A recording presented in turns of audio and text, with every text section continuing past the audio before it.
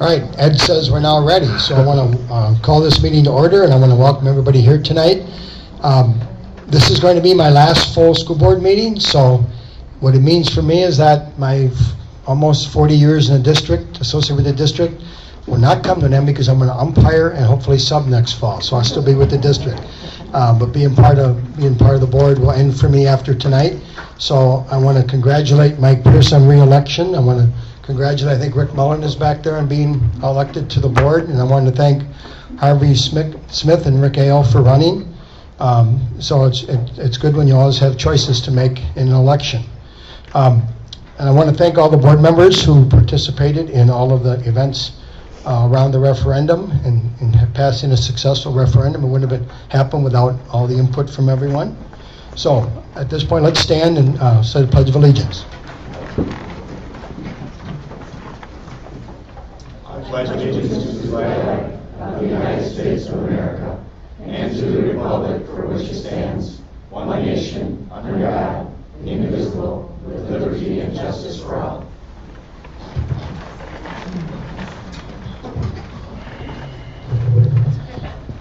Okay, so we need to have action on the agenda. Do I have a motion to accept the agenda from last meeting? So moved. Do I have a second? I'll second. All right, we have a motion by Karen and a second by Joe to accept the agenda. All those in favor say aye. Aye. All right, motion carried. We need a motion for action on the minutes. Do I have a motion on the minutes? I'll make a motion to approve the minutes. We have Second. All right, we have a motion from Diamond and a second from Joe. On the, Tom. It's my bad ear. Okay. And a second from Tom. All those in favor say aye. Aye. All right, motion carries.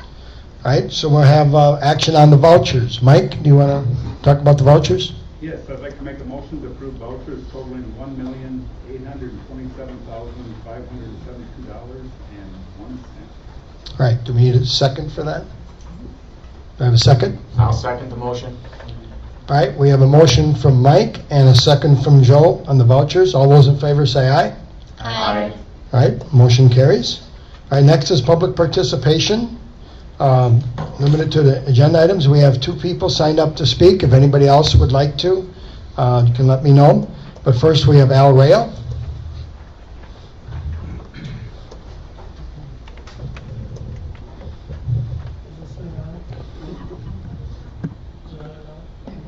I think there's a You can probably hear me. flip you can switch A there. little button toward you. Yeah.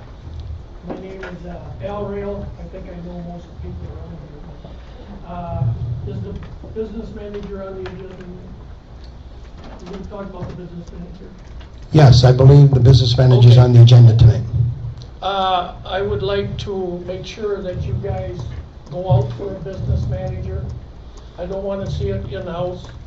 All the years I was on the board, we always had a business manager, and I think we still should have a business manager. Somebody from wherever, as long as they sign up and stuff. That's all I have to say. All right, thank you, Al. Next on the agenda is, signed up is Chuck Jackson.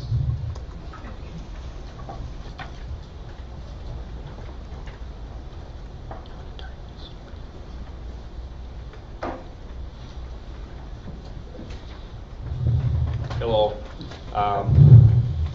First, I want just to commend Don and thank him for years on the board.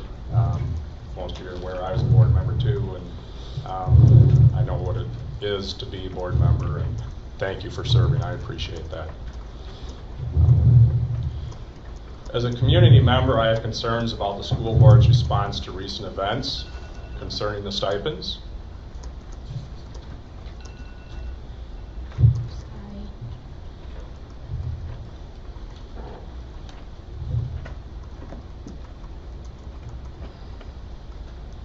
My silence represents your response. Your silence is deafening. The silence, the secrecy, the lack of transparency, the total lack of public discussion by the board has left us with the same bad taste as the means in which the stipends were given. How can any meaningful healing occur without conversation? Once again tonight, you intend to hide in closed session, reappear, supply little or no reason, and give us a vote. The public deserves better. The secrecy needs to stop. The discussion needs to take place. Again tonight, I see the Board of Education attorney is present. One has to ask, what is happening here that her presence is so regularly required? Her level of attendance is not typical. Why is this happening? I'm glad the voting public was able to separate the referendum from these issues, but the issues are far from resolved. The passage of the referendum did not magically resolve the issues, and only you as board members can bring real change to the district. Not just brick and mortar changes, but the hard changes that make a district respected, a great place to work, and a place where people want to send their students and attend. Who here knows that Chuck Jackson was one of the bullet points in the second investigation? Again, secrecy. The investigating lawyer contacted me and wanted to inquire as to when, who, and how did Jackson get his information. This diverts us from the real issues and problems facing the district. Why is the focus not on fixing the problems, but on worrying about how were we discovered? Where did Jackson get the information? Well, I'll tell you, my source was from an open records request made by a local newspaper. Chuck, I'm going to have to have you summarize that. We've got 3 minutes. I only have 2 sentences left. Okay. The source for my documents was from a newspaper, but that's not what you really want to hear, is you can't lay blame or focus on someone else to further avoid the difficulty of fixing the real issues. The referendum passed, but the district issues need serious attention, and they need to be addressed with full and unabated transparency. The first big step here is to examine and fix the culture of the district, along with communicating. Thank you for your time. All right, thank you. Is anyone else would like to speak?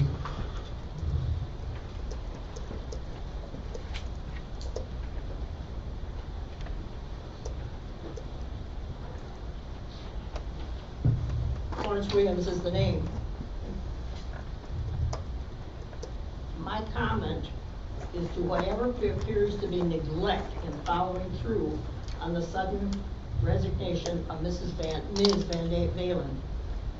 I had attended in the past 2, maybe 3 meetings when this lady was called upon and was called upon. One only had to see her, hear her, to know she was and should be a valuable part of the Milton school function operation. And it's more than upsetting to know she has been maligned by some members and or staff here. I think she was sincere enough to retire 1 year short of a 10-year contract, and it's at Milton's loss. Thank you. Thank you. Anyone else? Okay. Then let's move on to the student council report. Student council is very excited that the referendum passed last Tuesday. In our most recent meeting, we started planning our staff appreciation lunch in May. And we also chose the teachers who would be deciding who chose the winners of the student council scholarship later this school year. Sorry. Okay, any questions for Miles? All right, thank you, Miles. All right, we have building department announcements next. We'll let you guys all line up.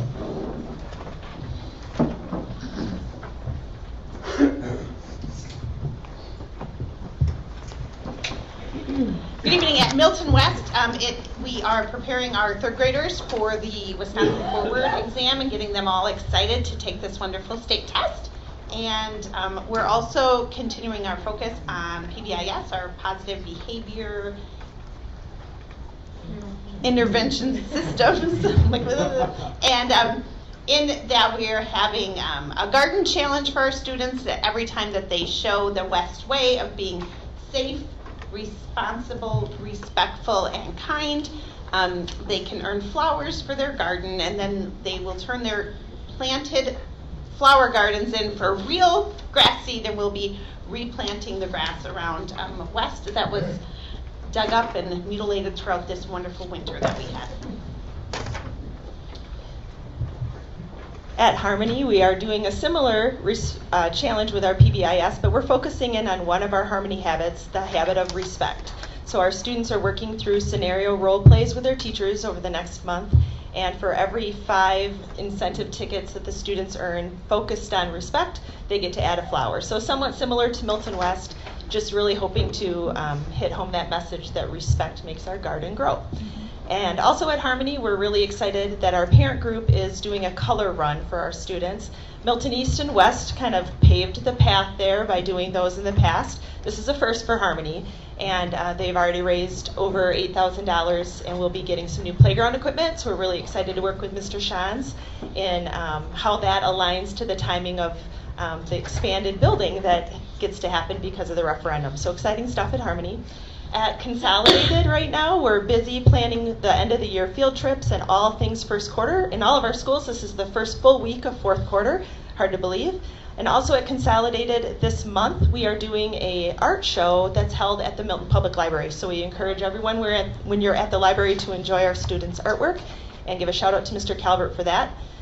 Summer school, we've been working really hard at fully staffing our aides and teaching positions for summer school. So we're working on hopefully wrapping that up in the next week and getting staffing letters out. We're really excited by the amount of students who've enrolled so far, and looking forward to summer. Days like today certainly helped us think about summer schools. All right, at the middle school, after a 6-hour Saturday rehearsal, our MMS musical is ready to go. Mulan Jr. will be for display for the community, so anybody listening out there, I encourage you to come 6:30 this Friday night, as well as Saturday at 2:30. Special shout out to Steve Steinke, Kristen Gannon, Dave Baker. That's a lot of behind the scenes work to pull off the middle school music. They've been hard at it since 2019, January 2nd. So encourage everybody to come up for that. Middle school is gearing up for Wisconsin Forward testing next week. And last, I just want to mention our AVID elective. We have our 7th grade AVID elective, which will debut in the district in the 1920 school year. We've been in collaboration with Northside. Thank you to Mr. Lyon and Mrs. Musgrove for the good collaboration there. But myself and 3 other middle school staff members got the opportunity to interview 51 6th graders last week in an effort to narrow down that AVID elective to about 25 students for next year. So we're excited about the future of AVID elective, AVID school-wide, and what that's going to do for teaching and learning here in the district.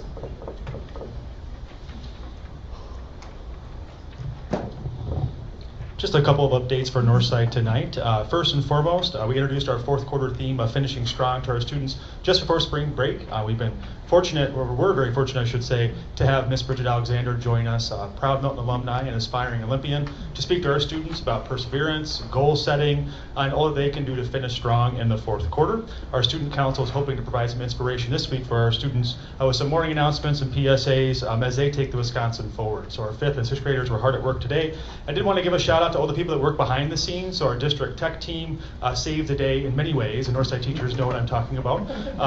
But also Chris Rupp now as a district assessment coordinator. A lot of behind the scenes work that makes that happen for our students. And I'd be remiss if I didn't miss Miss Shelley Henschler, our guidance counselor, who oversees a lot of that testing for our school.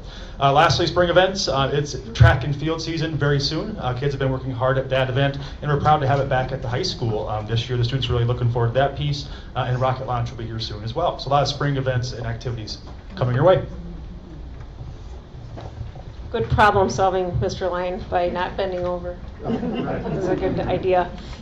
What an exciting time for our Milton community. No matter what side of the fence that you're on or how you voted, the referendum is behind us, and we can now start focusing on kids. And so I'm here to share with you just a couple things. In our 4K world, I was reflecting on some notes that I had taken in September and October of visiting some 4K classrooms. And then just this week, did the same thing. And some things that I had seen, the hard work of our 4K staff is, some independent children doing things on their own, coats, things that we all take for granted, getting that on and off and outside, those transitions. Also saw students working at different centers within the classroom, problem solving, working together, showing respect to one another, and getting their job done, learning all at the same time. And then today at Milton East, had a conversation with one of my third grade teachers about some students that were struggling to write some opinion writing. Okay, so doing some nice writing, working on their opinion. And so in conversation with that student who was still struggling, other students within the classroom jumped on board and helped that student get through, their thought process. But what a great thing to see colleagues and or students helping each other. And then of course, just walking down the halls in any of our buildings, but I'll just speak to Milton East, some of that artwork that those kids do, and it's amazing to see what they can do, not only in the classroom academically, but using their creativity and it being displayed throughout all of our buildings, but in particular, Milton East. So thank you to our staff that work hard to create those opportunities. All right, thank you, Jen. I also just want to give a major thank you. The excitement at the high school this last week with some of the opportunities that the past referendum are going to be able to put forth for students. It's been a lot of great conversations, a lot of thoughts about how we are going to be able to address that. So I just did want to give a big thank you to the community for that. At the high school, this Saturday is our prom, as I mentioned once before.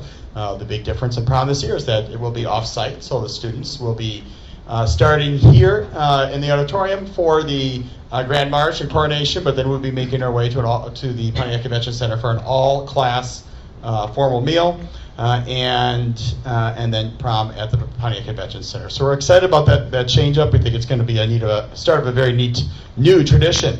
I do want to give a shout out to, there's lots of different trips that are happening this time of year. The weather gets warm and we take field trips everywhere. We did have 2 significant field trips over the break and just before the break. Mr. Pierce took almost 100 students, over 100 students to Florida, to Disney, had a very successful trip there, performed in 2 parades, and then Val Cross Discovering Democracy as well, another successful trip to Washington, D.C. Right now, the high school, a lot of preparation for the ACT Aspire test. All 9th and 10th grade students will be taking the ACT Aspire. This year, it's more than just a practice test for the ACT. The scores on that, we'll be measuring growth from 9th to 10th to 11th grade. The original purpose with the regards to the state assessment system will be coming into play this year, so extra focus on those. This last week, I thank you to several board members who came to the trade fair. We were able to have a large number of students, both from the middle school and high school, that were able to attend the trade fair. Again, students looking at various fields, trying to fill that very, very much needed segment in the workforce. And then also just coming up here this next week, we have our first 2 days of the academic and career plans, but thanks to several board members who are already signed up to volunteer. If there are any board members who would like to sit on the academic and career plan panels, again, for the public here, this is our 2nd year. Every senior presents their academic and career plan to a panel of 3 or 4 community members and staff. In that presentation, they present what their plan is to do after high school. They also present what they've learned in high school, who they are as a person. It's a lot of self-reflection. And they plan what they're going to be doing, why they think that's a good fit. They also know that it's not always going to turn out that way, but it's awesome to see these high school seniors talk about what they're excited about, what they're going to be doing, and how they're ready to do it. Included in that is also their post-secondary financial plan, where they show how they have been working towards how to prepare for that. If anybody who has not done that before, I strongly encourage you. It is 2 of the best days of the year for me to sit and listen to our seniors as they truly show that they believe it or not, they are ready for life after high school. Again, that is next week, Tuesday and Thursday. We'll have one cleanup day the next week for any students that don't get theirs done Tuesday and Thursday this next week. Mr. Snow. Actually, I would endorse what Mr. Boner was saying. If you get a chance to go to that, that is a phenomenal day. In tech, a lot of cool things happening. Weather being one of them, as technology equipment is kind of sensitive. As the thaw is out here, it gets a little warmer, gets a little grumpy. So we had some excitement at north side today, as Mr. Lyons indicated. But through a lot of good teamwork and a lot of calm heads, we were able to pull off testing for the day, and nobody was the wiser. We were the proverbial duck on the pond. We were smooth on top and paddling like heck underneath. But we got it done, and it was a good day. And Deb and Sean are here somewhere. They were there helping out. It was awesome. A couple of highlights with the referendum passing. We have kind of gone full steam ahead with doing some work in our department. Then we're going to try and shift some budgeted dollars around. So we are redoing our server room, which is something we desperately need to do. And we were going to maybe do on the referendum, but we are doing it out of budget. I would invite you to come on over and see how we're doing it. We're kind of moving some dollars around and moving some projects around because we have some flexibility. We're also changing some of our E-rate funding so that we will be saving it up for when the new buildings, or not buildings, but additions come on, so that we have dollars from the federal government to apply to that. So we'll tweak some of our 5-year plan a little bit. A couple exciting things that have happened in the last few weeks. We are working on a staff survey and a student survey, so we're actually talking to students about how they use their devices, why they use their devices, how their devices make them feel. So we're looking to make some recommendations for next year and some changes. But we want to hear students' voice. We don't want to just do onto them. We want to talk to them about, have a great, healthy discussion. We had a prototype discussion. It was a phenomenal discussion. We got to really get down to what technology does for them and what it doesn't do for them. We will be having community night coming up, so please watch that. We would love to hear from parents. We would love to hear your voice about technology use in schools and at home.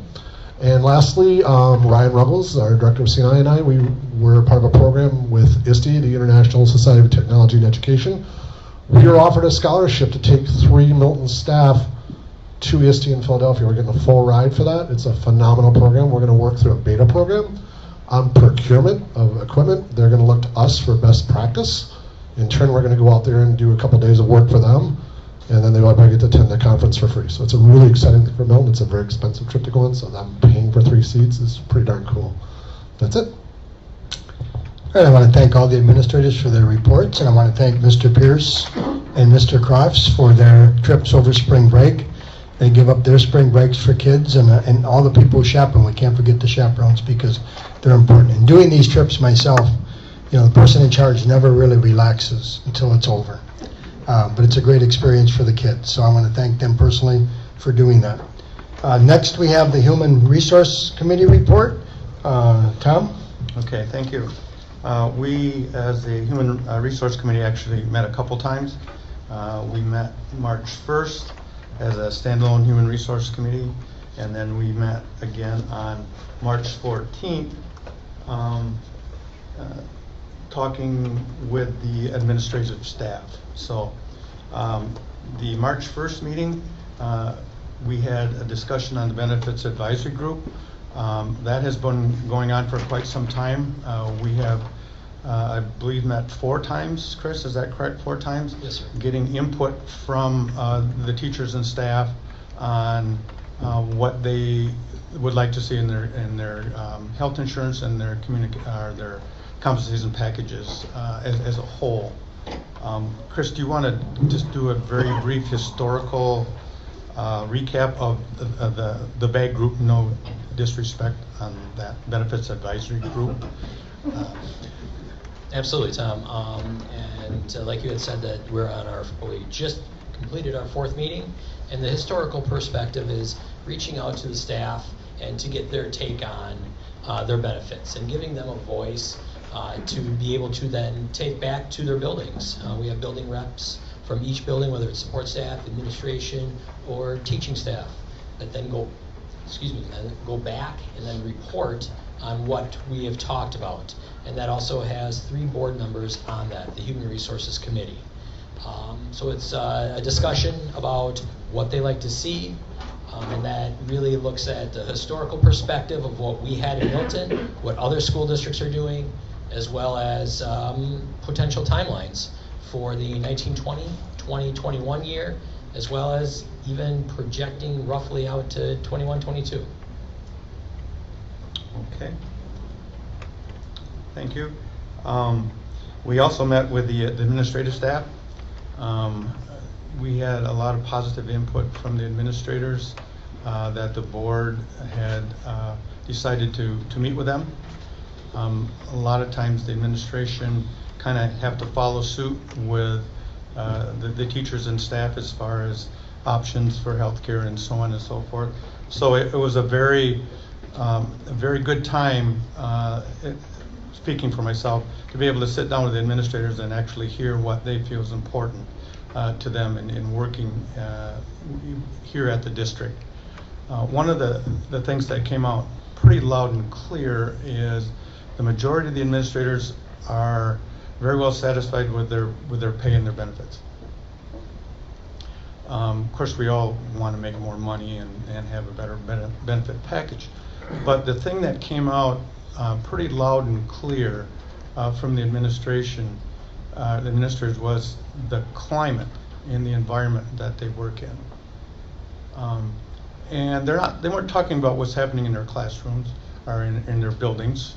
They were talking about what's happening in the community and how the school district of Milton has been portrayed, not always in the most positive light, but they're concerned that because of some of the negativism that's been taking place, that we are not going to be able to retain our very highly qualified and valued staff because of what's going on in the community.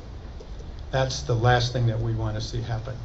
We want people to come to Milton and work in Milton because they want to come here for many different reasons. But that was the biggest thing that I took from the meeting is it's just the environment, more so the community and the school district as well, just the climate that they're forced to work in. Mr. Schuetz did also come up with a list of 8 things, and all the board members received that through an email on March 8th, talking about some things that when we start talking about administrative contracts, we may want to consider going over these items to see if they fit into our philosophy. Okay. But I thought it was a very, very positive experience. I hope the other board members felt that as well. The third issue is a discussion regarding strategy for negotiations with the MEA. And some of these topics are kind of duplicated in the Joint Human Resource Finance Committee report. So I think I'll divert that over to the Joint Human Resource Finance Committee, and we'll talk about that third option there.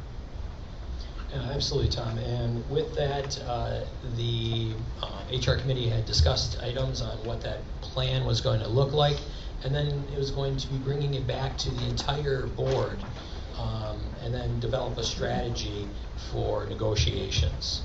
So I believe that we were looking at later in April to have a meeting to talk about that. Okay. And when we did have a pretty good sampling of input from the teachers and staff, I believe we had over 30. And it was pretty clear the options that they were interested in, and we'll maybe talk about that a little bit later. But thank you all that took the time to contact the HR committee with your thoughts and your desires. So, Joe, or Diamond and Mike, anything else to add from the HR committee? No, fine. Okay, that concludes my report for the HR committee. All right, I want to thank Chris and Tom for the report, and I want to thank, I went to the last HR meeting, and I think we had 5 board members there, so it's always good that we could hear directly from the staff when they were talking, so I think that helped us when we have our discussions. Did you want to add something, Chris? Yes, sir. So then the next one is going to be the Transportation and Safety Committee report. Then it'll be right back to the HR one. All right, we'll hear from you then again. All right, so next on the agenda, we have the Transportation and Safety Committee report from Karen. Thanks, Don. The Transportation Committee met on March 12th, and the 2 things that were on our agenda was looking at changing or possibly updating or making updates or changes to our unusually hazardous plan. Basically what that means is that there's areas within the district that are considered hazardous because there may be no sidewalk, it may be crossing a highway or a very busy street, and as a result of that, those students that live in those areas are offered busing services. And so what we directed Jerry and personnel to do was to take a look at all of our unusually hazardous plan places, areas, and kind of report back to us on those statuses. Are they still considered unusually hazardous? If sidewalks been put in, that may exempt them from being an unusually hazardous area. So we wanted to take a look at all of the areas. There's been some new construction, particularly up at Red Hawk Farms, where there are no sidewalks at this point. And that's one of the areas in particular that we wanted to have a look taken at to see where we're at with that. And that flows right into that discussion and possible changes to the ridership eligibility. Right now, state law mandates that we as a district need to bus every student that's 2 miles outside the district. We can shorten that distance if we want as a district or a board.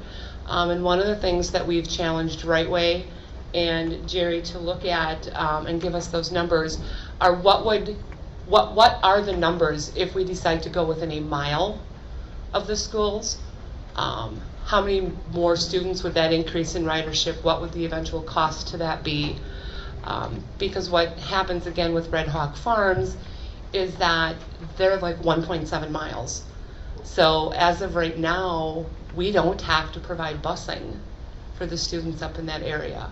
But as a district, because of safety concerns, we are. So we're kind of violating our own rules by doing this, but it's the ultimate safety of the children that we're looking at. So that is the other thing that we've challenged them to do, just to see how many students that would increase and what the cost would, so that would be. Jerry, do you have anything else?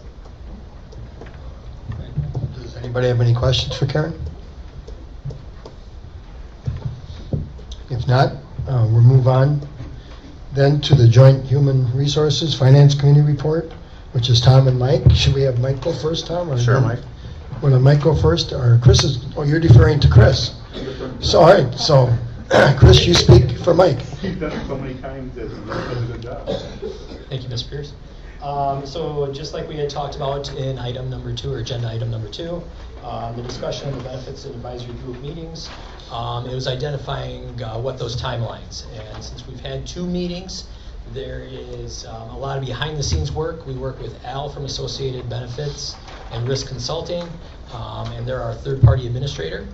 So we have gone through that process, and then it was developing the talking points and developing a very tentative timeline. But then where we hear, or the board hears the feedback from the employees, and then the board would make the decision on which direction to go. And that's A. Do you guys have anything you would like to add to that? One thing, I was kind of in the pre-Act 10 days, and I thought, well, if you give them more insurance, then you cut back the pay, but it doesn't work that way. They're separate now, and so that's kind of a learning curve for me. You gotta leave the benefits separate from the pay.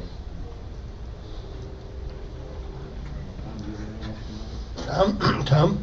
No, just the numbers were gathered as far as insurance. We budgeted 6% for health insurance increases into our forecasted budget. Very happy to report that it came in much lower than that. So that's not only going to be a savings to the district, but it's also going to be a savings to the employees. So that's a good thing. Al Yeager from Associated works really hard for us. We're fortunate enough to have competition in the area. We have Dean and Mercy, and competition sometimes sharpens the pencil. So we have 70% Dean and 30% Mercy. And Dean has been, I think, doing a really good job at trying to improve their service and especially their customer service and getting back with people that have questions about their bills and things like that. At some point in time, a lot of the models that a lot of districts are following is to have a single provider, health provider format. We're not doing that this year. I'm not saying we're ever going to do it, but that's certainly something to look at. The districts that have been doing that have been saving, enjoying some tremendous savings by doing that. But that's a conversation for later on.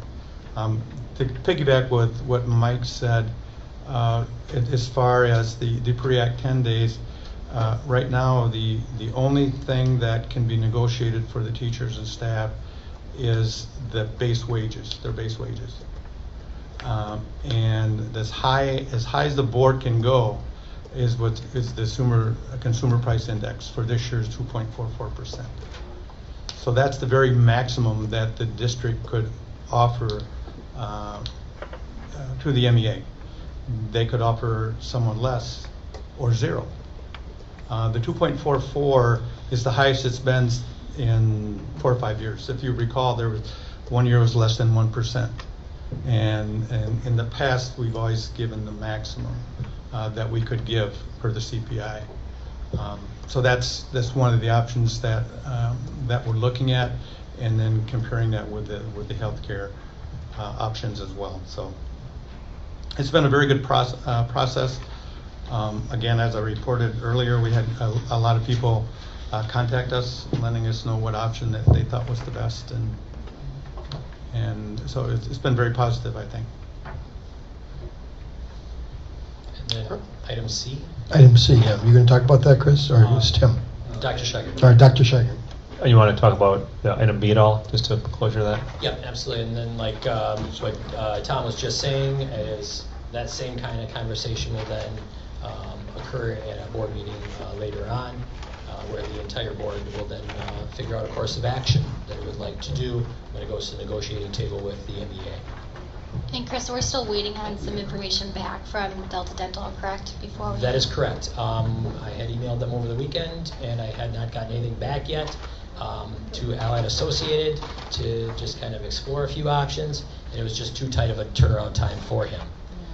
So more to come on that, though.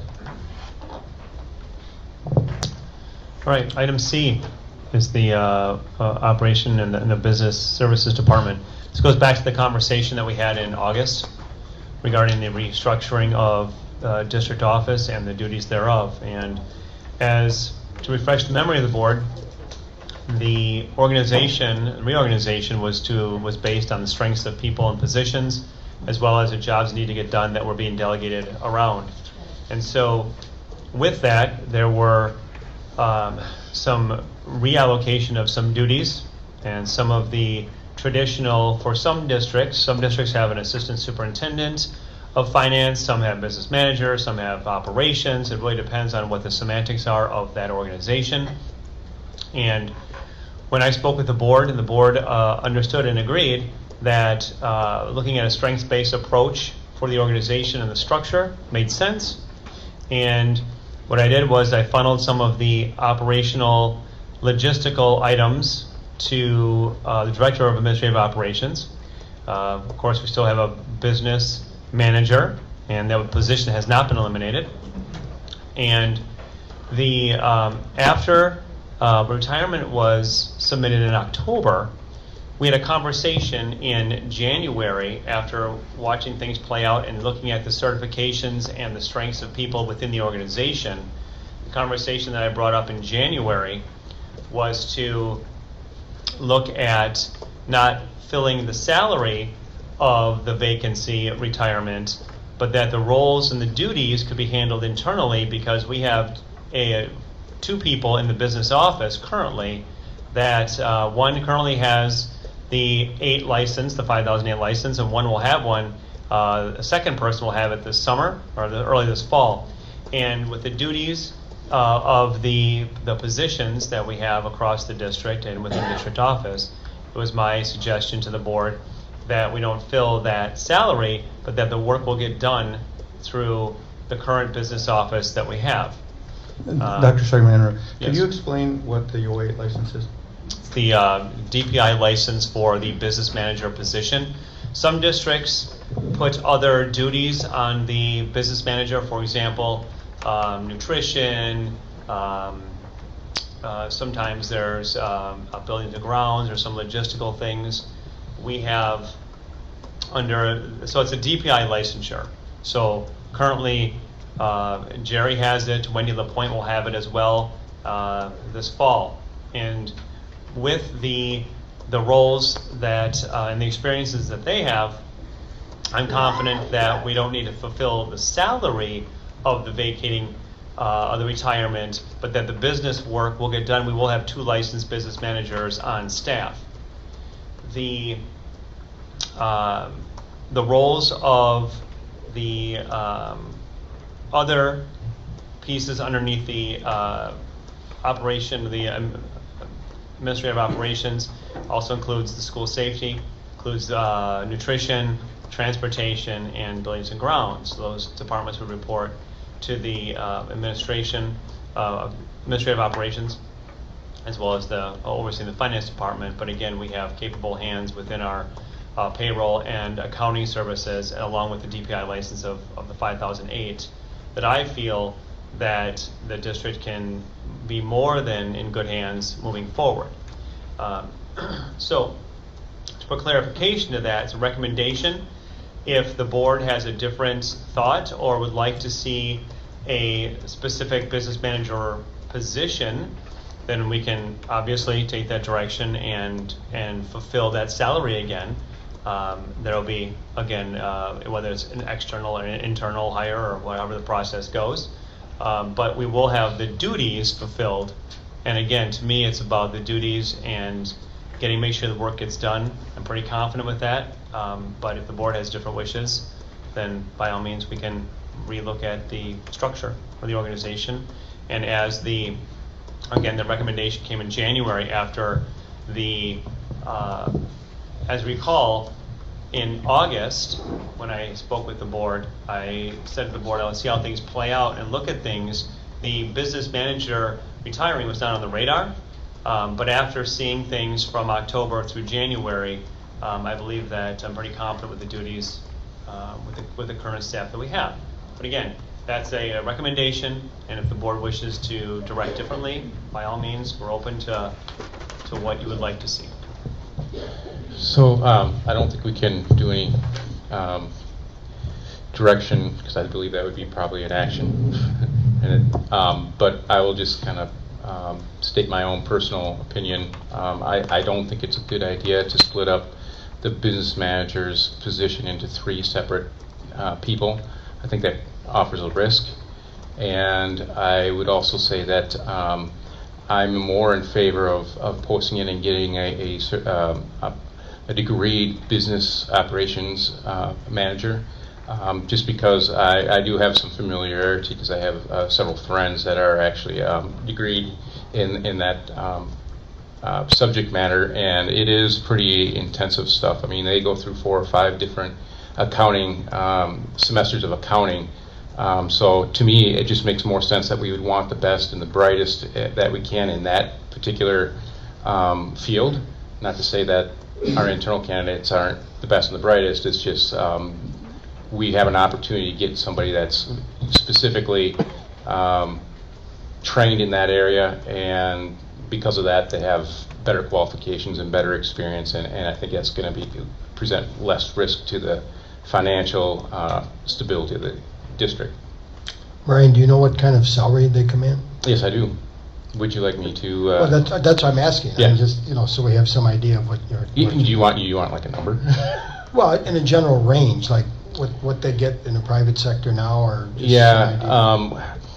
It really, a lot of it depends on how many years of experience they have.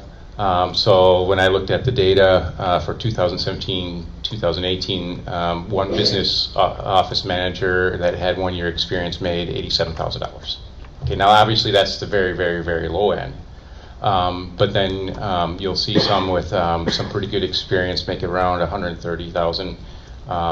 But I can certainly get you that information. I won't be voting on it anyway. I'm just asking for discussion, so we have some idea budgeting and such? Oh, yeah, no, yeah, and I can get that information as far as what the average is and stuff, Well, and- based on 17, 18. And real quick, the salary is in the projected model for the upcomings in the projection, and so we have not eliminated any salary from the projection for the forecast 5, so it's currently in the projection. Chris, Brian's numbers seem a little low for someone in that position.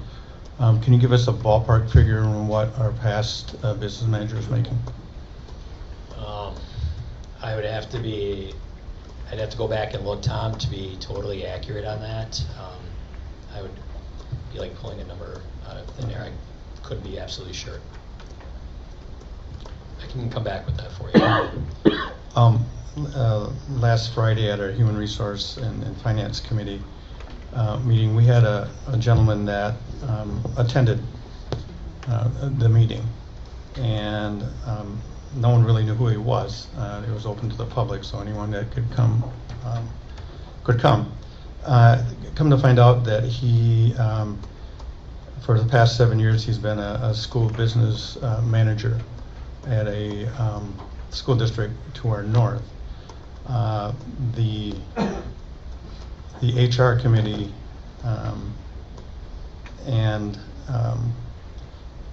the Human Resource and the Finance Committee, all of us received emails from this individual. And basically what he says that he feels that we have people in place that could certainly do the job without any problem whatsoever. He feels that the people have the skill sets, they have the licensures, and to him it really probably wouldn't make any sense, at least now, to hire a traditional business manager. He said that if he were to apply, if he were in looking at changing jobs and apply for what the responsibilities of, if we were to hire a business manager using our method right now, he said he would not apply for it because that's only a small part. The actual budget is a small part of what a business manager does. So he felt, and he's a professional, he's been doing it for quite a while. He felt that our option of continuing on doing what we're doing was a good option. And he doesn't really have any skin in the game. He just heard about it and has been attending some of the meetings and reading about what's going on. So it's kind of nice to be able to hear an opinion from someone outside of our district on how they feel that we're addressing the needs that we have. So, Any other thoughts? We just did a quick calculation for a full-time business office manager from the 2017-2018 full-time. The average salary is $110,000 with an average fringe benefit of right around $38,000. and where did you get that information, Brian? DPI.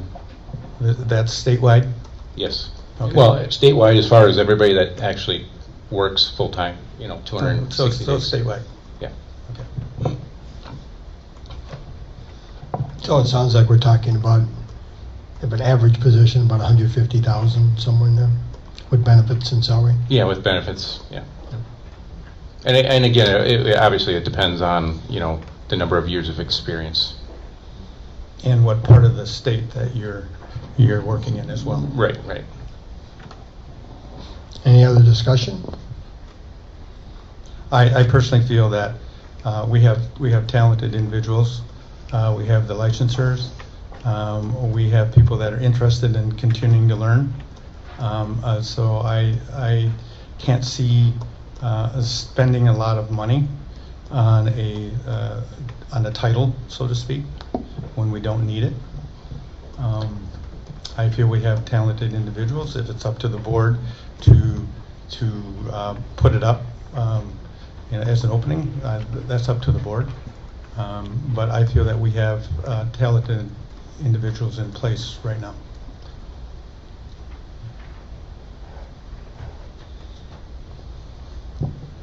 This is just for discussion tonight, there's no vote, right? Right, and Yeah. so perhaps we can set up either at a future board meeting or at a HR meeting or finance committee meeting for their discussion and perhaps some direction at some point. I think it should go to the finance and start at the finance committee level. Okay. Just to have a comment, I did get several calls from people who like the idea of having a regular business manager, traditional business manager in the district. And I'm one who, all the years I was on school board, is to take it out, post the position, get someone who has 15, 20 years experience. I just think would really be good, and I know it's one thing to get certified, but it's another to have 5, 10 years, like I think of Diane Meyer, and she did that her whole career, that's all she did. And she knew it inside and out, and boy, that's what you need in a district this size. Okay, so we probably should take this discussion into finance committee, you believe? Just one question. I'd like to know what some of the other board members' opinions are. I mean, we've got 3. I just would like to hear others if they have an opinion.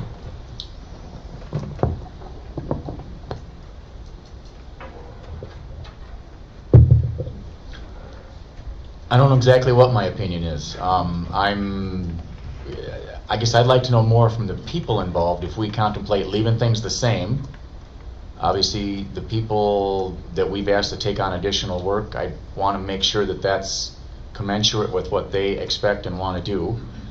I think we have to be a little bit careful if we choose the other path and refill a traditional business manager position. It sounds to me like that takes duties back away from people that have been delegated to them. So I think we have to be a little careful how that plays out. So I'm not advocating change. I'm not advocating filling the business manager. I need to know more about the actual people, the delegation of tasks, how that's working. I guess that's kind of where I'm at right now. At committee level, I asked that question of 2 of our employees in the business office with just a very brief, how are you doing with your redistributed roles since roughly August-ish, and then even in the last month or so with recent events. And both of those 2 employees said that it's business as usual and that it's more work, but they're ready for the work, and they've been doing it for a long time. So a lot of it isn't exactly that it's new. It's just you're removing one of those sets of eyes that was involved. However, the conversation was brief. I agree with Joe. We would need to know more, and that about how much work is added, and what other work changes. And the question that I posed is, if we did leave it as is and let those 2 individuals, one of which who's getting her license, have that work, do we need to replace or bring in an additional staff at a lower level, at an assistant level, an admin assistant level? So we started having those conversations during our joint conversation, but it was very premature conversations. It didn't develop into something larger because we wanted to see across the board where everyone stood on it. And when I do get emails, and I read the email that Tom has as well, it was sent to us as committee level. It was transitioned, the position was transitioned to what the business manager was doing at the time, back in this late summer, early fall. A lot of the roles that were reported to her on paper weren't really reporting anymore. So it did shift those responsibilities around to the people that were kind of doing them anyway, and just making it more officialized. So that is a concern to me. If we open this up and we bring someone in, we will probably have to realign job duties, because a traditional business manager isn't just looking at books. Their salary comes with a lot more experience, and that's what this gentleman speaks to quite extensively. So it's not just as simple, I don't think, as yes versus no. There's a lot that needs to go into it. I'm kind of in the same camp as Joe. I do need to have more information. My initial reaction is that we should be looking at hiring a traditional business manager, just because we need that experience that the business manager can bring. That's what they do. Hopefully somebody with some experience of 5 or 10 years, 15 years underneath their belt. And that's their world. I need more information to make an honest, true, forthright decision, but my initial response is that we do need to look at hiring a traditional business manager.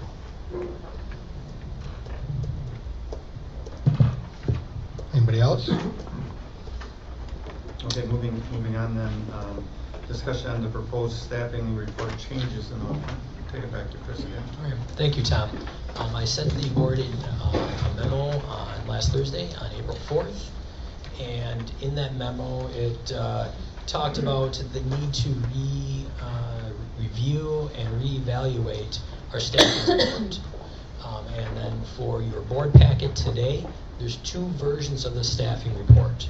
One that has traditionally been done, it's going all the way back before I started in '07, and then a new one that I'd like the board to look at and provide feedback on with more extensive detail.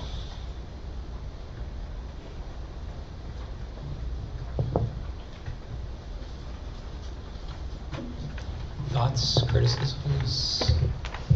Just from looking at the initial, when you sent the initial email to us and looking at the draft version of this, I like the new version better, simply because that's something that we're going to get in our packet, and we can always go back and say, oh, when did we do this, or when did so-and-so retire, or when did we hire so-and-so, or those sorts of things. So I like this version better than just the name retired. And who they replaced, yep. And who they replaced, this is who we hired. Absolutely.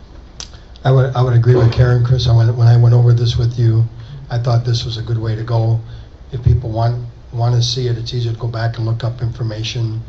I think it's more thorough, so I think it would be the right way to go. Okay, thank you.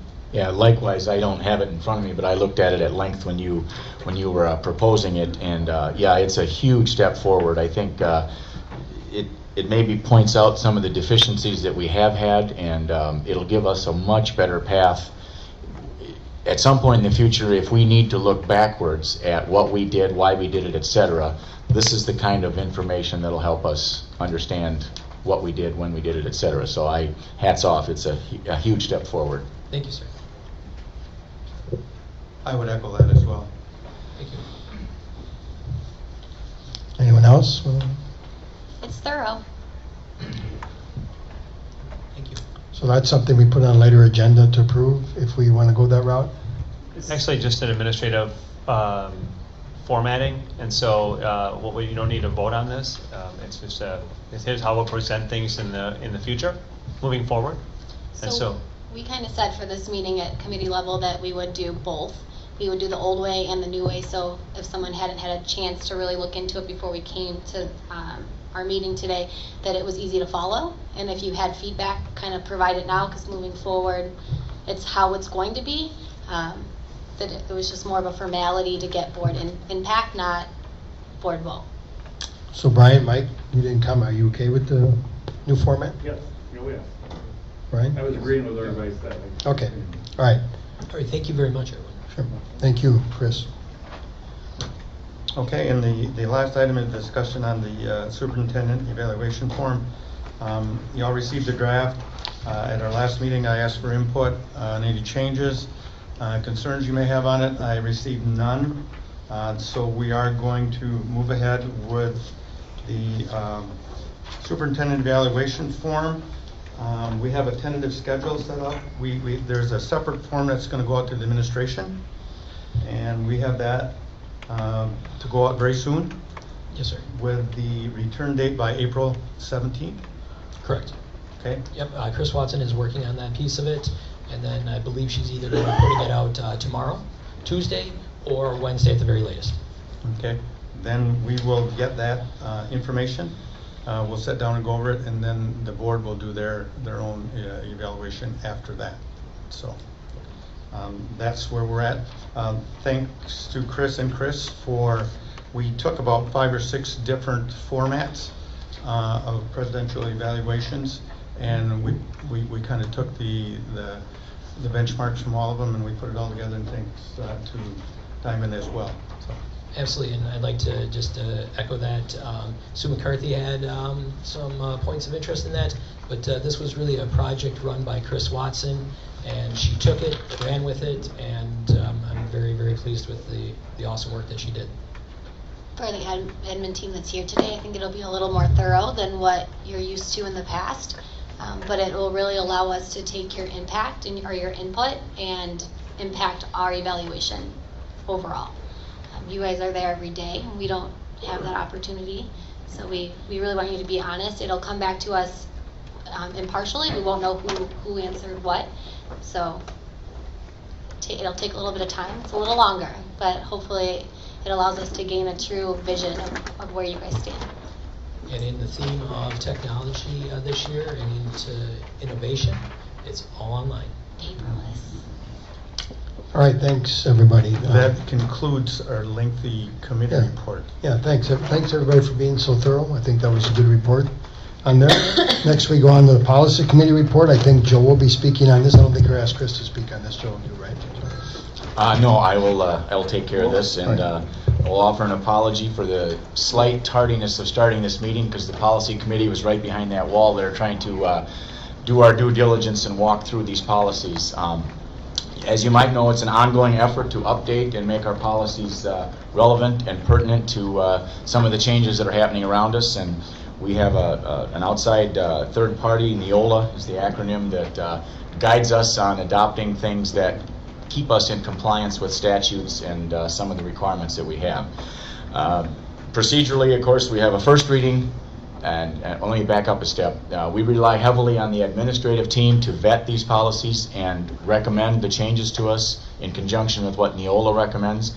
They present them to us in that format. We talk about them, try and think about how it impacts our district in all the levels that it does, and offer input, other changes, etc. If there aren't any, we have a first reading, we tell you folks about that, we come back for a second reading, and then we adopt those policies as they're read. So in that vein, I'm not going to read you the policy in its entirety, of course, but what we'll propose tonight as a first reading, our policy numbers 1422, 3122, 4120, 7530.02, 7530.02, subtle distinction there between staff and student, and then policy number 9150. And we don't need action on that, of course. That just consists of a first reading. And I was looking forward to you reading all those changes. I don't even have them on the summary sheet that Kim does for me. So, okay, then as I mentioned, we have a second reading.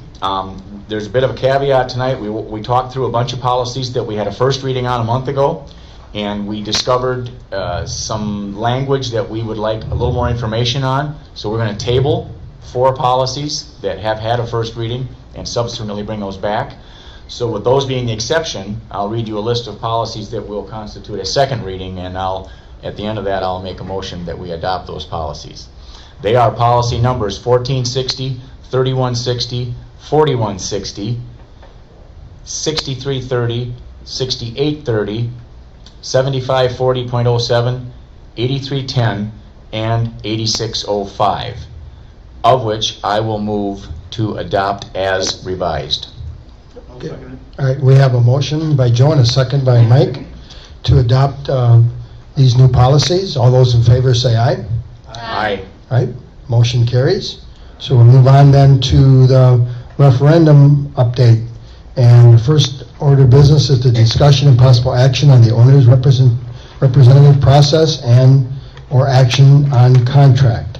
Tim, you want to update us on this and talk about the owner's rep? Yep. As we recall, a year ago we did the RFP prior to the 17 referendum, and we had a couple of people that are firms that bid, and the bid that was, or the firm that was the selected one, should we have a successful referendum, would have been with Mike Huffman and Associates.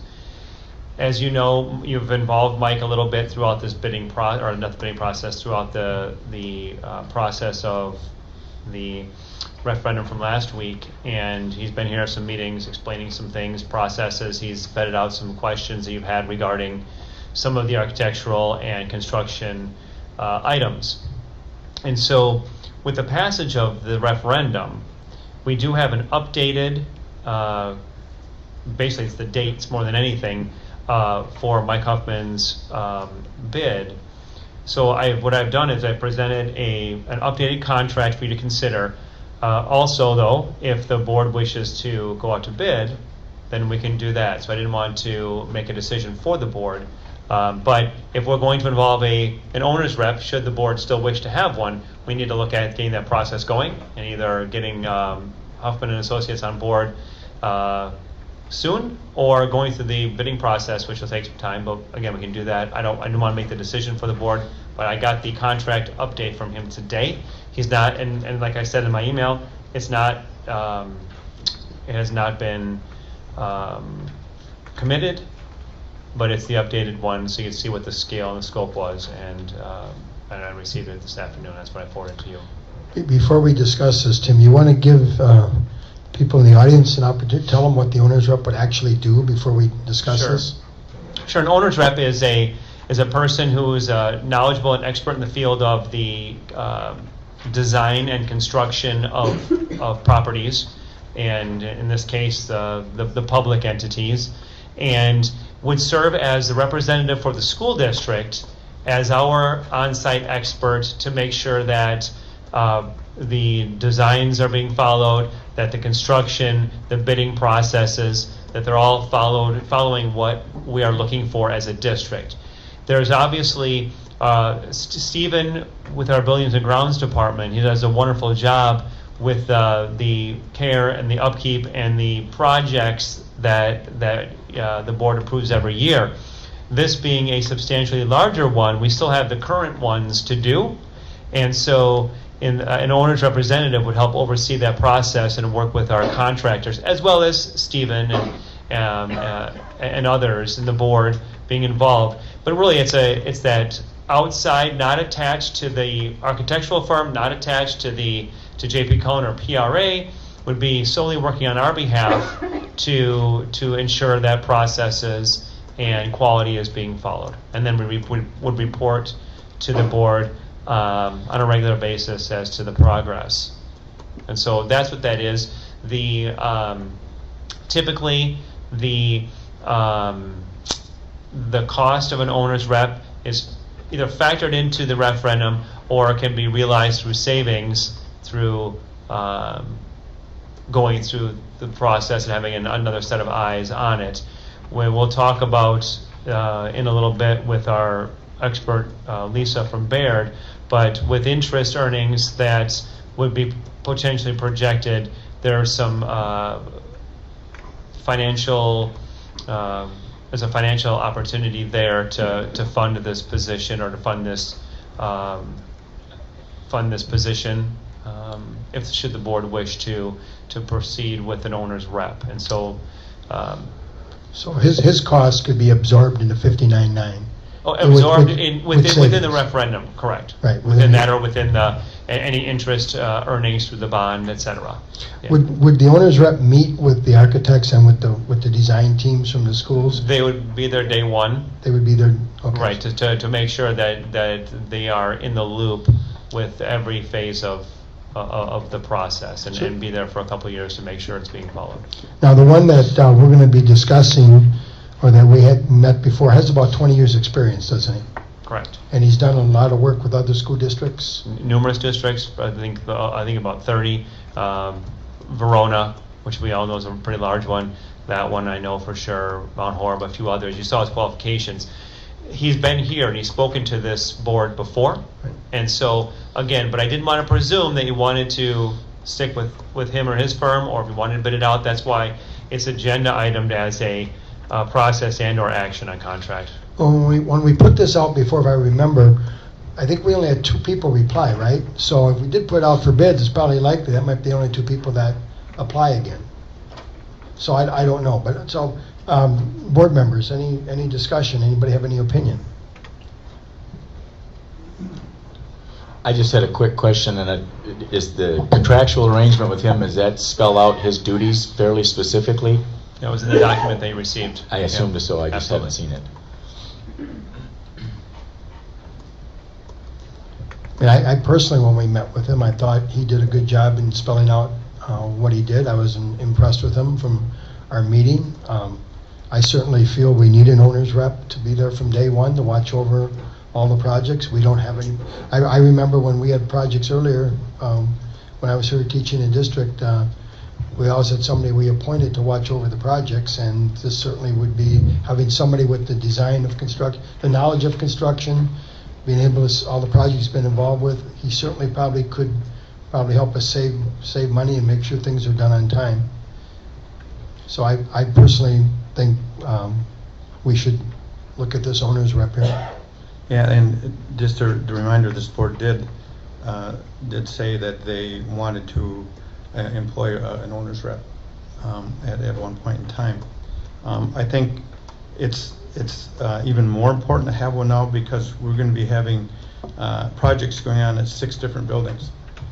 I mean, if you were building a new school, you had all the construction and architects going on in one spot.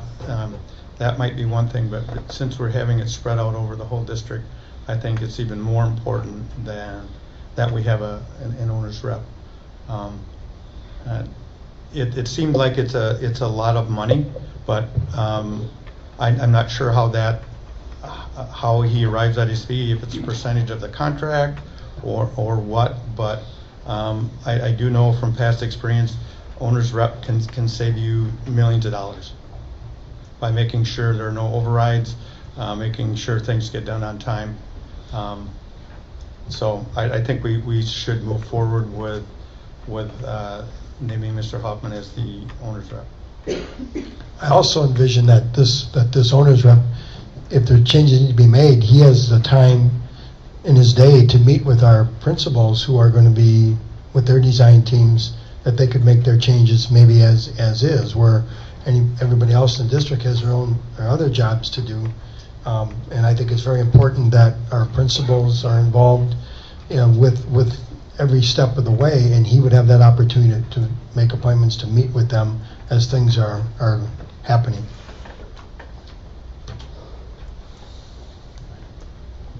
I think it'd be a good idea, and I think since you bid it out last time, and that's only a year and a half ago or so, I think we should go ahead and move forward. So I'd make a motion to approve approval for the project.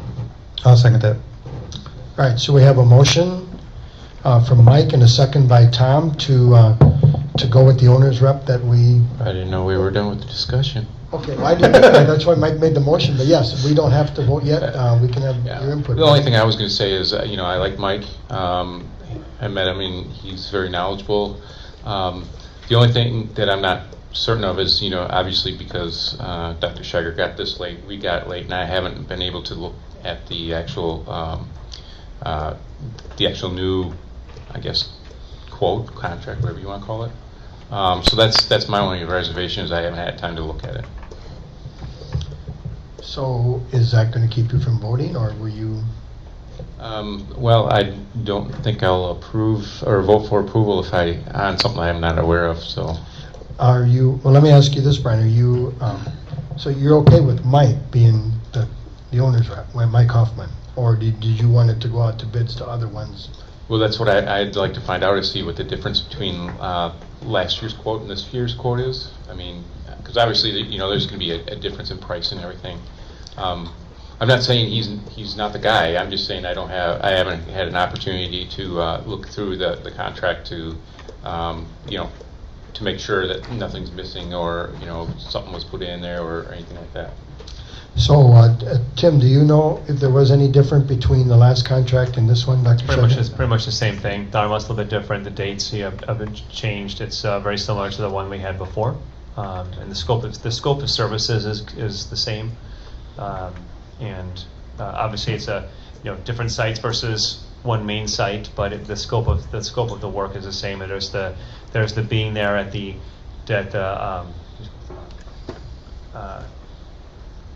having the allocation for the pre-construction, design, development, and then the bidding and construction. And so he'll be a part of all of that. And again, there's with that, if there's certain direction that the board has when it comes to pieces, he will obviously help. There can still be guidance given to the board or from the board to him as far as specifics you'd like to see. But it's literally pretty much the same thing that we had before. So could we approve him as our owner's rep tonight and give everybody a chance to look at, to say we will hire him, but with reservation that we get a chance to look at his contract? Well, I think that what you want to do is, and again, I apologize, I got it this afternoon, that's why I forwarded it today. Right. The piece would be that you look at it and then, probably vote to approve it at the next meeting, because you really can't vote something, because if there's you can't put any contingencies on it without knowing, because then you might change the vote. That's what I was going to suggest is that because we got it so late, maybe everybody wants a chance to take a look at it and vote on it. Does anybody else have any opinion on that? I mean, would that hurt our timeline? We're gonna again, it's like with anything, like the sooner he's on board, or presumably an owner's rep's on board. But if it's 2 weeks, it's 2 weeks. I mean, that's really, it's whatever your comfort level is. I don't want to have you feel like it's rush. And if there's specific questions that need answered prior to the 22nd, that's fine. Well, I do. I agree with Brian. I do think I got a chance to glaze over it, but I didn't get a chance to read it. Knowing what he's done, I'm comfortable with him. But I think if some board members want a chance to look at it more closely, that we should afford them that opportunity to do that. Right. Tomorrow we have just an overall meeting with PRA and JP Collin, just talk about the timeline of the order of events over the next few years. Not necessarily that this is exactly how it's going to be, but this is what they're going to recommend, and we'll be talking about that in 2 weeks. And so it's not imminent that you do it tonight, but the sooner we obviously make a decision, then the sooner then this person, in this case Mike or whomever, would be on board to be really there from day one before we start to really design anything and put any kind of stuff really together. And I think Mike has already been somewhat involved, kind of on his own time. He's been to a couple meetings, listened to what the project consists of and everything else. I did have the luxury of having the time to read through his contract, and as I said, I had the opportunity to work with owners reps before, and it's pretty standard on what they do. Obviously, Mr. Hoffman has had some very successful large projects and small projects as well. And I did also have an opportunity to talk to him when he was at one of our earlier meetings, and I am sure, I'm quite confident that he would well earn his pay in making sure things were done right and being done on time. One of the things he did mention to me is that out of all the construction firms that he deals with, JP Collin he's only worked with them twice. So he has the least experience with JP Collin, and which I don't think is necessarily a bad thing. No, it's not. Don, I don't think anybody's questioning the quality of Mr. Huffman's work, but I do think in light of past events over the past several months, I do think it behooves this board to take a look at that initial contract to see if there are any changes with him, see if the dollar amount has changed. If it's been a significant change, why is that? I am certainly for waiting until the next board meeting to make a final decision on whether or not we are going to hire Mr. Huffman as our owner's rep. Anybody else have anything to say? Tim, do you know, I wasn't on the board when they did this bid initially, so I don't have a comparison point. I did take the time to read it this afternoon when it came through for today's meeting, so I feel very confident in the contract. But do you have an idea of what the fee change was? No, and I will pull up I'll share out again his old one, but it's minimal. And again, a lot of it was date changes. There wasn't much in the financial change, but But again, I want to make sure that the board is comfortable with looking at the entire proposal, so that way if there are any questions, we can get them answered prior to the 22nd. Well, if we, I think from what I'm hearing, I think that it might be the best to table this and vote on it next meeting. That way everybody will have a chance to look at it. Maybe you could send the board the old contract and so they can compare with the new contract, and I think everybody then would be more prepared to vote on the meeting and Move to table. and all right. So I was just going to get there. You guys didn't give me an opportunity. Right. Don, before we do that, and I think we have to be careful with the comparisons from last time and this time, because there's a lot of differences, and look at the cost of doing business from last year to this year. So if there's a slight increase, that's certainly understandable. And right now, with a lot more construction going on, there are a lot more opportunities for Right. him to come. I agree with you, Tom. I think that's minimal. I don't think anybody's going to be concerned about that, but I do think, it's their duty to get a chance to take a look at it, and I think we should do that. So we've got, so we've got 2 motions to table it. So do I ask then all in favor of tabling? Is that all right? Well, let's have a roll call vote. So Mike, are you in favor of tabling? Yes. Right? Yes. Yes. Yes. Yes. Yes. Yes. All right. So it's tabled, and action should be for the next board meeting. All right, our next topic for the referendum is the bond borrowing process and update. I wanted to have Lisa Voisin, who's our friend from Baird, to come and speak about the bond option, and just kind of again, because this is new to many in the room, that just the overview of the borrowing process, as well as just some other updates. And so with that, welcome Lisa. Hello, hi everyone, congratulations, what great news. So wonderful to see some success, and it's going to be a great, now the fun starts, I guess, and it's going to be a long journey, but you'll be so happy in the end. I've been through so many of these projects in my own district when I was on the board in Muskego, and we went through several projects, and it's really kind of fun in a way. So enjoy the next couple of years as you're getting all these projects done. So what I want to do is I want to update you on interest rates and give you some really good news on that. I want to review some of the goals that we have for the financing plan. I want to lay out 2 different structures for you, very minor differences, kind of possibly get some direction from the board tonight in terms of what you want to, how you want to move forward with a debt structure, and talk a little bit about next steps. Okay, so I think you guys have a hard copy, and I think you have it electronically too. So interest rate update. The interest rates have done nothing but go down since last November, which is great for you from a borrowing standpoint. We were estimating, I think, in the for the referendum, we were at 4.5 and 4.75. So we were being very conservative because interest rates were kind of on the rise before November, before we started putting all of this together, and now they've come down. So we're probably going to be in that 3.5% range or lower, at least today. I mean, I can't predict what's going to happen between now and the time we borrow, but today we're issuing debt well under the 3.5%, which is just absolutely great news. And even better than that is the reinvestment rates I'll talk about too. Are really significant for schools. So I've been kind of changing my strategy a little bit. I'm working on several referendums that passed in April, and we'll just talk a little bit about strategy. But again, that first snapshot just shows you where interest rates have gone since pretty much I started at Baird 30 years ago. And we really haven't been in this low of an interest rate environment for quite some time. Only twice in the last 30 years have we been this low. So it kind of puts in perspective what we're talking about.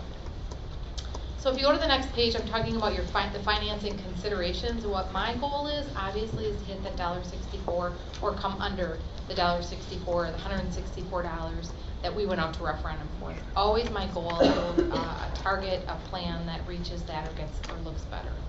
I also try to minimize your interest costs on the borrowing. That's a goal, and that's really relates to the bond rating. But it also relates to kind of the timing of the market, getting in on a good day when interest rates are low. Just to put into perspective, 1 basis point, so if you borrow at 3% versus a 3.01, is $70,000 in interest cost, because you're talking about such a large amount of borrowing. So that's why it's so sensitive that I really want to try to, again, lock in as low as possible. I also want to minimize the risk for interest rates, so kind of the longer you wait, the more risk there is. Just that whole 2-phase borrowing, we talked about it early on, that second phase kind of sitting out there presents risk for you because we don't know where interest rates are going to be. So you'll be happy to hear that we've been able to mitigate that a little bit. And then investment earnings. So what that means is if you're borrowing $59.9 million and you're going to invest that, and 5 years ago I'd be standing here and we'd be skipping to the next page because there weren't earnings to be had by most districts. Today there is. Today you're looking at, right in that 2.5% range for earnings. That equates to, based on the draw schedule I got from Cullen, about $1.5 million in investment earnings. Again, estimated. We'll figure out the details later, but it's like, I don't know, did we say $12,000, $15,000 a month in earnings? And those earnings can be used for project costs. So the owner's rep, or if you want to upgrade your windows, or anything in the projects, we'll take that money and we'll keep it right in that project fund. So keep that in mind as we want to maximize that, and I'm doing that with a lot of districts. If we recall real quick, back when we had the list, what are the things that were in and then what are the things that were out? You had that list of the outs and what that order is, and there might be time at some point to revisit that to make sure that that would cover at least the first one, which was the cafeteria that you talked about at the high school, again. So again, I think that's great news, and it's an estimate right now. I'm sure the draw schedules will change, and of course the earnings change as well daily, but that's where we're estimating it right now. So a little bit on the structuring assumptions. We're going to go to Moody's Investor Service for a bond rating. We've done this in the past. Last time was January of 2013. I put a box there on the left-hand side that kind of shows where your bond rating is. You're a AA3 on your last debt issue. And, I mean, that's a great bond rating for a district your size. I feel pretty confident. We have some work to do, but I feel pretty confident we're going to be able to maintain it. But to put into perspective, if you were upgraded or downgraded, so if you jump down a notch or go up a notch, it's 10 basis points. So that's $700,000 in interest costs. We want to keep the highest bond rating possible to keep the interest costs down. And we've already started working on that when we were in our meeting today, kind of talking through some of the key points, what your fund balance is, what your fund balance has done over time. So you had 2 years where you had a draw on your fund balance. So we need to explain that to the rating agency. We want to talk about your local economy, all the growth that's going on. And Jerry has a great handle on that as far as, the different development projects that are going on. So we're going to put together some information for Moody's on that. So there's lots of factors, but I just wanted to kind of touch the highlight on that, that bond rating. And again, we're just trying to keep that AA3 because I think it's a strong rating. The other piece that's really kind of come into play again that I think is very positive is I think we can get this all done in one issue and still hit our targets because interest rates have come down so much. We can do one 20-year borrowing. I know we've talked about this, whether we split it, and again, I think we're going to minimize the interest rate risk by trying to get it all borrowed at once, maximizing your investment earnings by depositing it right away, and still hitting referendum target. Still coming through on our promise that we said it was going to be $164 on $100,000. Okay, so again, I talked about the investment earnings, taking advantage of the lower interest rates, and then I'll talk about next steps in a minute. So the next couple of pages are the financing plan itself. And there's a lot of numbers, and I apologize. But because I know I've been on a school board, I know what it's like to be thrown something that you haven't had a chance to really dive into. I know we've kind of looked at a plan like this in the past. I've put the referendum plan in there just for reference, so that you can look back to see on the bottom right-hand corner box, it shows you what the impact was, that how we got to the $1.64. But I'm going to skip to the next financing plan, which is scenario 1. So there's 2 scenarios. And what I'm going to do is I'm just going to hit the highlights, what I think board members should know, and I'm going to point you to that bottom box. And in this scenario, with more current market interest rates, we've brought the tax impact down to $1.60 instead of $1.64. Again, estimated, we haven't locked in yet, but we felt pretty good about the structure and using a conservative interest rates, just below 3.5%, and able to come in under the referendum target. So that's number 1, is to know that that's where we're at, even with the 1 borrowing, okay, because interest rates are so low. The second piece would be on the right below that. There's a box. I always put this together for school boards because you want to know, right now, how we're coming in under our estimates by about $10 million. We're under on total cost. So with this plan, right now, we're about $10 million under what we estimated. Again, it's not savings. It's just that we were conservative when we started this, and I always am. I'm always conservative. Interest rates were going up, and I wasn't going to project a lower rate. So again, know that as a board that we're coming in right now about $10 million under with this 1 borrowing. So that's number 2. 3 is the structure. How are we structuring the payback? And this is probably the more complex piece, but I'm going to point you to the column to the right of the box, the big $59 million box that shows principal and interest payments. The column to the right of that is shaded, and that shaded section is showing level payments. The idea is, and I try to do this in all districts, is to have a payback structure where you have the same payments every year. From a budgeting standpoint, it's easy. You know what your debt payment's going to be, and you can be confident it's going to be the same every single year. So in order to do that, I was only able to do that after 7 years. So for the first 7 years, we're stepping up into that equal payments. So your payments kind of gradually increase. And that's so I can keep that on the right-hand side, the mill rate, that mill rate target. $1.60 increase over what you're paying now, what you paid last year. You paid 4 cents on your debt last year, $1.64 with the new difference being $1.60. Does that make sense? So that's using 2.5% growth, and we've talked about this in the past on your tax base. We've always used that as an estimate, and we know that's conservative. It was 6%, over 6% for 2 years in a row. So my thought is, well, let's be a little bit more real about what your growth is, and that's the next scenario. Scenario 1A is just saying, well, you're probably going to grow more than 2.5% based on history. I use 3.5%. It's the 20-year average for your district. Now we can get to that level payment a little sooner. We can get to the level payment after 4 years rather than 7. And I would rather see, I'd like to see that, because again, I think it's just better budgeting to have equal payments. So that it's a small difference. It's a small change from one plan to the other. But again, I think the scenario 1A is being a little bit more real. It saves you a little bit, or it doesn't save, we come in a little bit more under our estimates. So 11 million versus 10 million. Because we're amortizing debt just a little bit faster.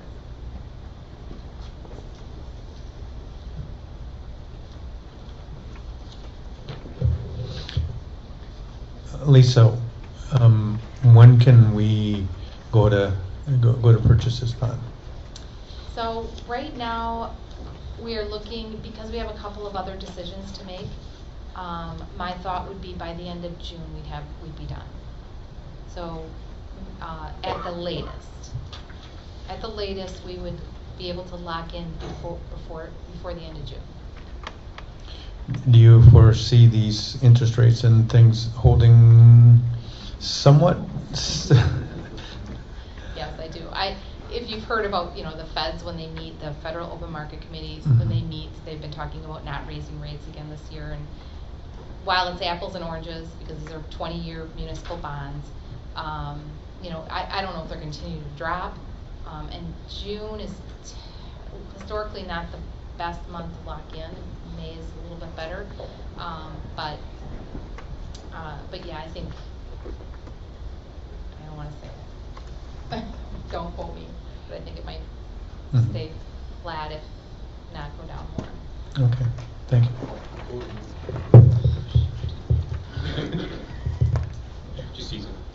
I have a question, Lisa.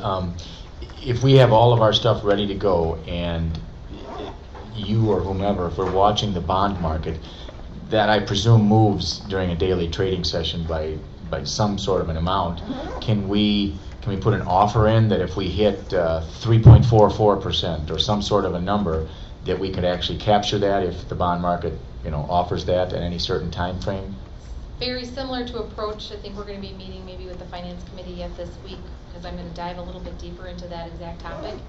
Because what I've been doing is schools adopt what's called a parameters resolution. So you lay out all the parameters of this bond issue, and it's a not to exceed interest rate. Now I'm going to ask you to be flexible on that rate. I'm not going to say 3.44.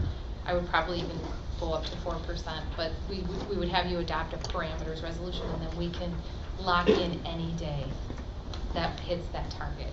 So the answer to your question is yes.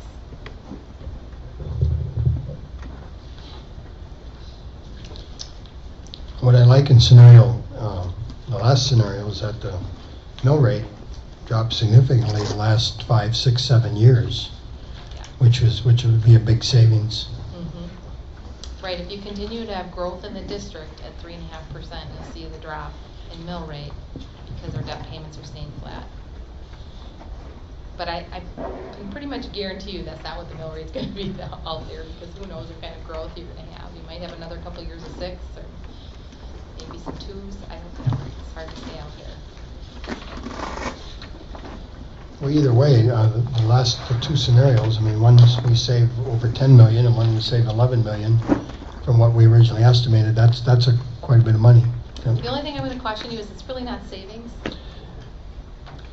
We came in under our projections because we were conservative when we started. I don't like the words. It's really But you're not yeah, it's not saving, but it's not going to be cost to us. Right. We have to Less incur. cost. Less cost to us. Because I had one board member say, well, if we're saving all that, can we use that to fund programs? And not savings, it's just less interest cost than we projected. Yep. Yeah. So to your point, Joe, you asking questions about timeline and stuff. So I attended the meeting today, just more for knowledge. And there is a couple points that probably need more discussion or would need more time, that if it was presented today, it would probably be more confusing than anything. So I suggested that it went to the finance level and then we presented it and opened up to finance of anyone on the board that wants to be there. But it would have been a lot of information, and then to ask for action today, I don't think anyone would have been ready for that. So I suggested that we push it to the finance committee level. Surprise, Mike. Yeah. This week I heard. Well, time is of the essence, so. You caught that today. We've met for a very long time, and we did talk about that, trying to keep things moving along, because it's a lot of work on our end to get ready for a bond reading. It takes time. So. Even us pushing it a few days, push the timeline 1 or 2 weeks. So just a couple of days makes a difference. So I did slightly suggest that we meet this week. So you take your time to review this, look at this. We're going to probably in our office, I'm going to work off the 1A. If you guys decide you want to do something different or structure the debt different, let me know. I know that you just saw this tonight. But if something changes, we can change it. But I need to give my office something to start, working off of. So we're gonna. And we did have our business office in there today for that meeting, and they very much were in favor of 1A as well for the board members, because the faster we can get to a reoccurring payment, the better it is for our budgeting purposes. So they were very much in favor of the 1A as well for multiple reasons. So just to keep that in mind when you're looking it over, when you're at home. Is there anything else, Diamond, that we covered that you want me to touch on, Tim? And it covers it. I think that as the board looks at this, considering the one borrow versus the two, the benefits of that, and with the interest rate being as low as it is, the other piece to it is the interest savings on the bond, not the savings of the not incurring the $10 or $11 million, but the interest earnings. Oh, the And so, earnings, yep. Yeah, so there's that piece to it as well that could cover a couple of significant pieces moving forward. Right, if you can Estimated, get of the course. funds borrowed a month that's, a month earlier, just say, 3 weeks or a month earlier, you're looking at an additional $12,000. 12 or 14,000. Right. So does the finance committee have a meeting set up yet, Mike? Wednesday or Friday, probably Wednesday if it's 12,000. What about you, Joe? Yeah, I'll make it work, because I think this is something we gotta get Yeah. pegged in. Lisa, is it pretty rare, if I'm hearing you right, the interest rate on the bond is dropping closer to the investment earnings we can have? Those are never gonna meet, obviously, but is it rare to be in the area we're in where those get squeezed together pretty tight? Yeah, 10 years ago, we definitely had districts earning what we call positive arbitrage, so they borrow at 3%, they put it in the bank at 4%. IRS doesn't like that. So you can do it if you meet a certain spend down requirement. And I talked to one of the experts, this American Deposit Management, and asked them, based on Cullen's draw schedule, is there a chance that you would have to, you'd run into an arbitrage situation? He didn't think so. But even if you did, if you borrow 3%, you can reinvest at 4%. I mean, you're still getting 3% on your money. I mean, you got to rebate that difference. The 1% you have to rebate back to the IRS if you don't spend it within the 2 years. And that you're really close. You're close. I think you're a little over 2 years though. So, if the market turns and all of a sudden you can get 5% on your short-term money, then you'll have arbitrage. But it's not a bad thing. Hey Mike, are you free on Thursday? I think Jerry and Lisa were trying to shoot for Thursday at 10 a.m. or 1 p.m. I've got the recappers of Milton House that day, but it's supposed to rain, so I don't know. I might cancel them. You're going to cancel it. Or It Friday. looks like rain. I mean, it doesn't it, I think, for Thursday. Or snow. Snow. Yeah, we want to cut trees, so, yeah, we could go Thursday. That way I'll just cancel. Would 10 a.m. work, Joe and Mike? Yeah, I think I can make it work fine. 10 a.m. Thursday. Sounds good. I'll be here. And any other board members, 10 a.m. Thursday. Thank you. Is there any other questions or thoughts? I just had one question, and I don't know, obviously with not having gone through this before, if Cullen's draw schedule is what's driving our ability to structure this thing, is that at all negotiable? Is that amenable to help us improve our ability to capitalize on the market, for lack of a better way to say it? I will know more tomorrow, and I'll be able to report that out Okay. on Thursday. And I hopefully, yeah. Okay, thank you, Lisa. You're welcome. Yes, thank you for the good news. Yep. All right, then next, we have new business with Mr. Billhorn about extended travel requests. All right, in your packet, we have 2 additional requests for student overnight travel. The HOSA, which is the Health Occupations Student Association, and then Super Mileage Team have 2 trips in April that we would need approval for because they'll be going overnight. Do I have a motion to I make a approve? motion we accept the travel plans as presented. And we got a motion by Tom? Second. And we got a second by Diamond. All those in favor say aye. Aye. All right, motion carried. Thank you.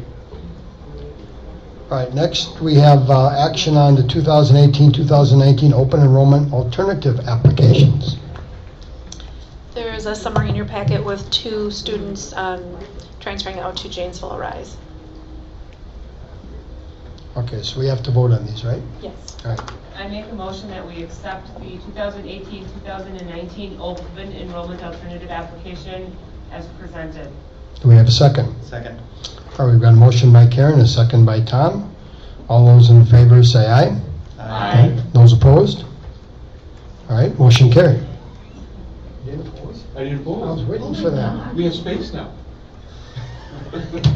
Well, not yet. We will. Don't have Yeah, we can't do anything about All right, well, now we move on to miscellaneous. We need some action on staffing report. I think those were in your packet. Do I have a motion on the staffing report? I make a motion that we accept the staffing report as it is presented. Do we have a second? I'll second it. All right, we've got a motion by Karen and a second by Tom on the staffing report. All those in favor say aye. Okay. Those opposed? All right, motion carries. All right, we've got action on gift and donations. I'd like to make a motion to approve the gifts of $15,882.61 with gratitude. Second. All right, we've got a motion from Mike with gratitude on the donations and a second by Diamond. All those in favor of accepting these donations, vote aye. All those in favor say aye. Aye. Aye. Those opposed? All right, motion carries. All right, meeting dates. I think we've been kind of going through them already, but why don't you go Right, just through them again, Dr. Scheiger? Sure, we have, tomorrow's our canvas of election results. Thursday, looking at Finance Committee at 10 o'clock.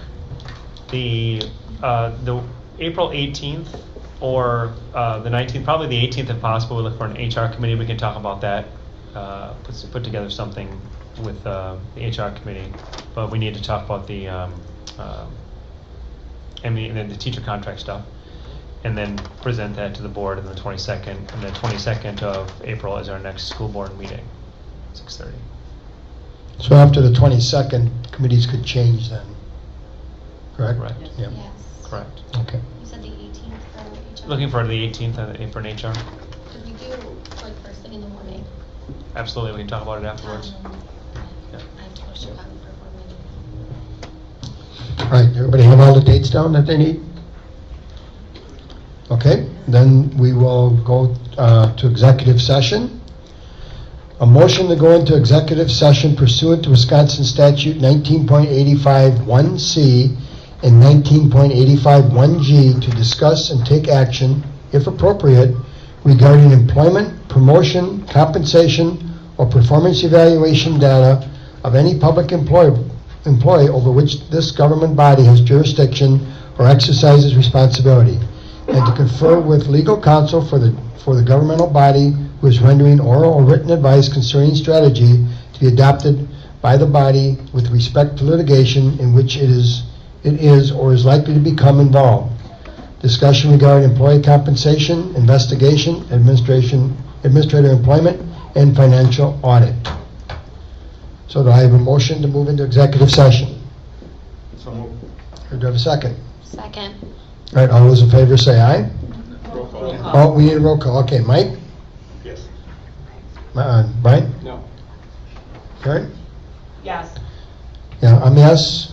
Yes. Yes. Yes. All right, so we have 6 to 1 to move into executive session.